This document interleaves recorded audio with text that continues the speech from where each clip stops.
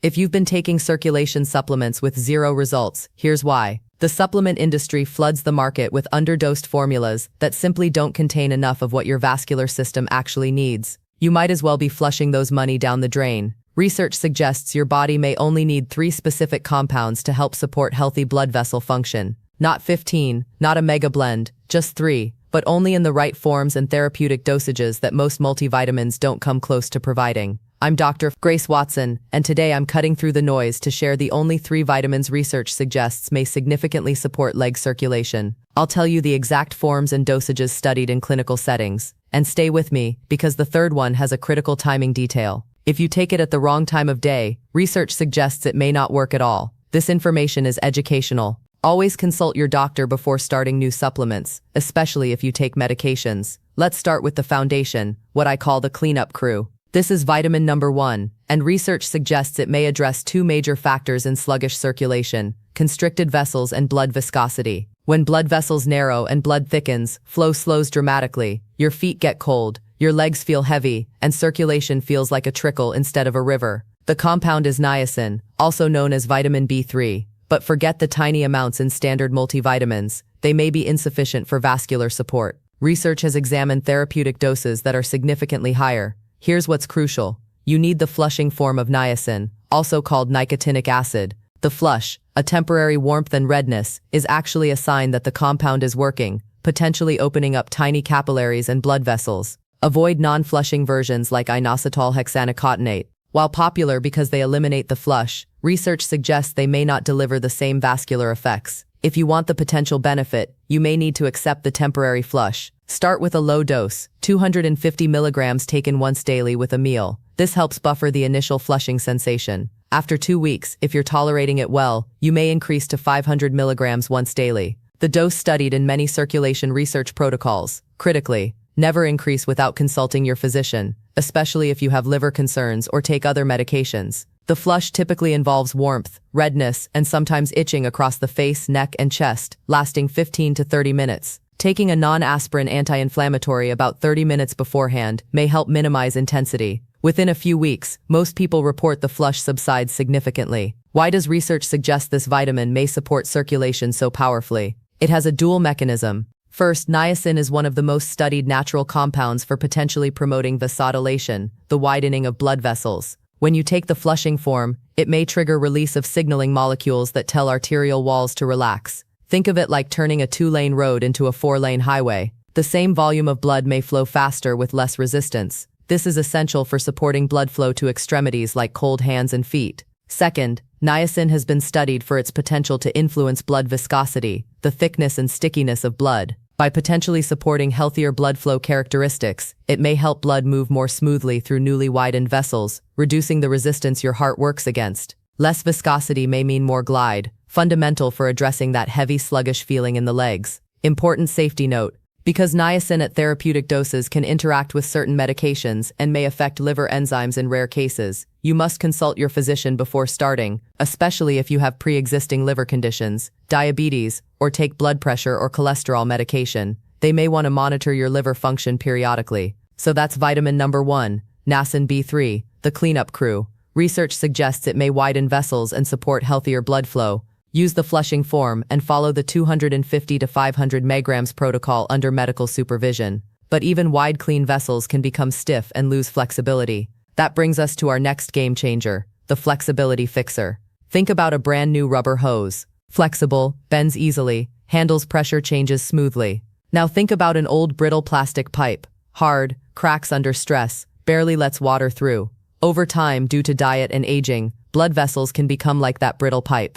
This rigidity may significantly impact healthy circulation. Vitamin number 2 is vitamin K2, and research suggests it may actively work to help restore vessel flexibility. But here's the critical detail: you cannot substitute K1 for K2. The specific number after the K is absolutely vital. You must find supplements labeled vitamin K2, MK7, menquinone 7. K1 found abundantly in leafy greens is important for blood clotting, but research suggests K2 has unique properties for supporting soft tissue and vessel wall health. Specifically, the MK7 form has a longer half-life, meaning it stays active in your bloodstream for many hours, potentially working continuously throughout the day. The dose studied for vascular support is between 100 and 300 micrograms per day. Do not confuse micrograms with milligrams. This is a small but potentially potent dose. Always check labels to ensure you're getting the MK7 form in this range. K2 is fat-soluble, so it's best absorbed when taken with a meal containing healthy fats. K2 is found naturally in fermented foods, especially natto,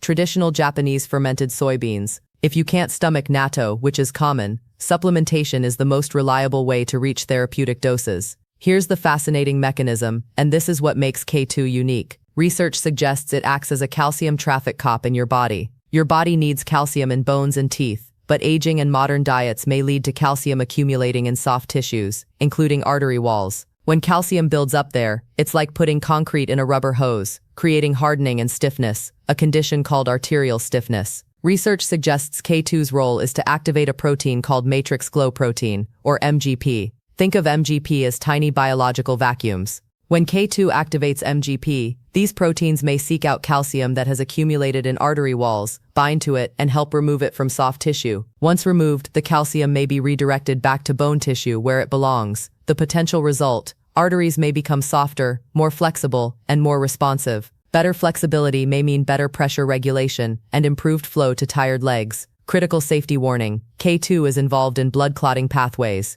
If you're taking blood-thinning medications or anticoagulants, you must discuss K2 supplementation with your prescribing doctor before starting. They may need to adjust medication dosages or monitor more closely. So that's vitamin K2, MK7, the flexibility fixer. Research suggests it may help keep vessels soft and supple by supporting healthy calcium distribution. Take 100 to 300 micrograms of MK7 daily with food. We've potentially cleaned the pipes and made them flexible. Now we need the final piece, the powerful signal to keep them open and operating at peak performance. We've covered structure and flow. Now we cover the command center. Vitamin number 3 is the essential building block for what research suggests may be the most powerful signaling molecule your body produces for instant blood vessel relaxation. Without adequate levels of this vitamin, your body may not produce enough of this substance to keep vessels functioning optimally. I call it the opening signal. And remember, the timing is absolutely critical for this one. Miss this detail, and you may be undermining its potential effectiveness completely.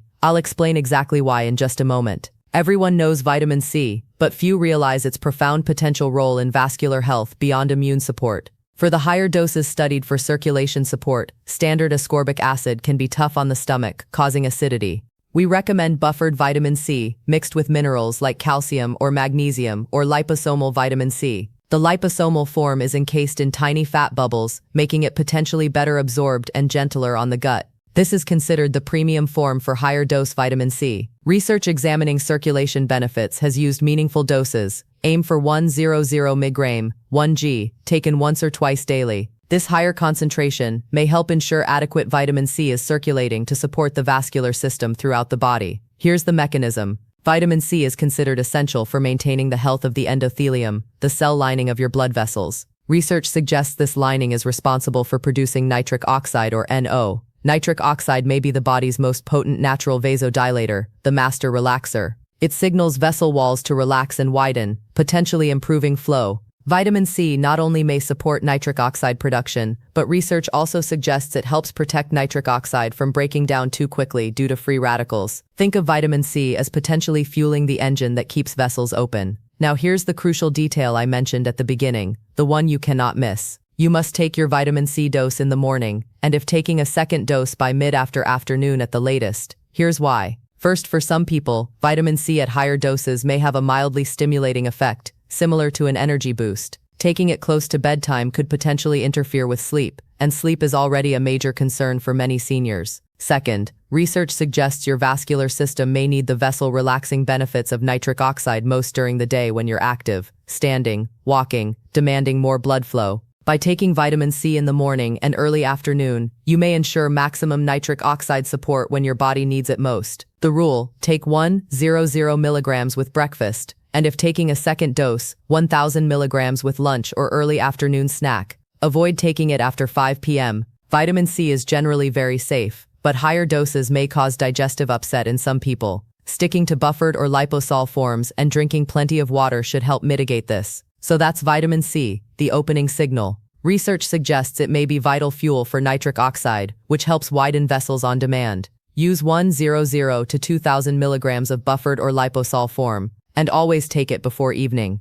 These three vitamins, niacin, K2, and C, may form what I call the circulation trinity. Now let's address a critical myth. I take a multivitamin, so I'm covered. The reality, standard multivitamins contain doses designed to prevent deficiency, not to provide potential therapeutic benefits for circulation support. A typical multivitamin might contain 20 mg of niacin. You may need 250 to 500 milligrams for vascular support. It might contain 5 micrograms of vitamin K, often K1. You may need 100 to 300 micrograms of K2, Mk7. It might contain 60 milligrams of vitamin C. Research has examined 100 to 2000 milligrams for circulation benefits. The solution: you must purchase these three supplements individually at the studied therapeutic dosages if you want to explore their potential benefits. Let me be absolutely clear about safety. Niacin at therapeutic doses can interact with medications and may affect liver enzymes. If you have liver conditions, diabetes, or take blood pressure or cholesterol medications, consult your physician before starting. They may want to monitor liver function. Vitamin K2 is involved in clotting pathways. If you take blood thinners or anticoagulants, you must discuss K2 with your prescribing doctor before starting. They may need to adjust your medication. Vitamin C is generally safe, but higher doses may cause digestive upset. Use buffered or liposol forms and drink plenty of water. You're not looking for a miracle pill. You're exploring research-backed nutritional support for your body's natural vascular systems. Here's what realistic commitment looks like. Initial response days 1 to 7. You'll primarily notice the nascent flush. If using that supplement, you may start to feel subtle temporary warmth in your extremities as vessels potentially widen. Your primary goal this week is tolerance and consistency. Midterm response, weeks 2 to 6. The potential vessel widening effect may become more consistent. Your legs may feel less heavy at day's end. This is when the niacin and vitamin C synergy may be taking hold. You might notice subtle changes in skin color and warmth in your feet and lower legs. Long-term response months 3 and beyond. This is when the research suggested long-term work of vitamin K2 may really shine. As arterial stiffness potentially decreases slowly, circulation may become more resilient and effective. This is where people report sustained improvements. These are nutritional supports, not medications. Research suggests they may work by supporting your body systems, which takes time. Skipping days means you may lose momentum, especially with K2, which research suggests needs consistent presence in the bloodstream. Make taking your supplements a daily ritual. At the same time, consistency may be the key to experiencing the potential benefits research has identified. We've cut through the noise and given you a detailed research-based plan. You're no longer guessing about random blends. You have 3 targeted studied compounds that research suggests may significantly support circulation. Niacin B3 flushing form. The cleanup crew may widen vessels. Dosage 250 to 500 milligrams. Warning, expect the flush and consult your doctor. Vitamin K2 Mk7. The flexibility fixer may help remove hardening calcium from artery walls. Dosage 100 to 300 micrograms. Warning, must consult doctor if on blood thinners. Vitamin C buffered or liposol. The opening signal may fuel nitric oxide production. Dosage 100 to 2000 milligrams. Critical timing must take before 5 p.m. Track how you feel, notice subtle changes, and most importantly, work with your healthcare provider throughout this journey. I'm Dr. Grace Watson. Remember, this information is educational and not medical advice. Always consult your healthcare provider before starting new supplements, especially if you have existing health conditions or take medications. The research is promising, but individual results may vary. Here's to supporting your vascular